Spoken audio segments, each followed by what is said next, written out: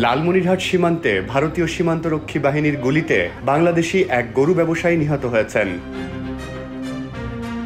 বুধবার ভোরে কালীগঞ্জ উপজেলার গোড়াল ইউনিয়নের লোহাকুচি সীমান্তের ৯১৯ নম্বর পিলারের কাছে এ ঘটনা ঘটে।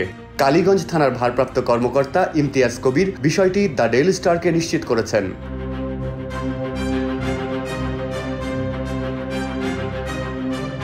এই গরমে ওয়ালটন এয়ার কন্ডিশনার এক্সচেঞ্জ অফারে স্প্লিট এসিতে ২৩,৪০০ টাকা পর্যন্ত এবং কমার্শিয়াল এসিতে ৪২,৮২২ টাকা পর্যন্ত নিশ্চিত ছাড়।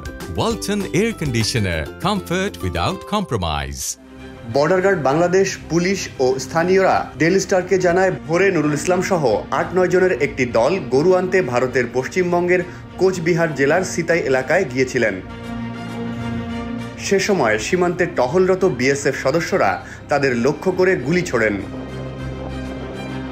নুরুল গুলিবিদ্ধ হলে সঙ্গীরা তাকে বাংলাদেশে নিয়ে আসে। বাংলাদেশ ভূখণ্ডে আসার পর তার মৃত্যু হয়।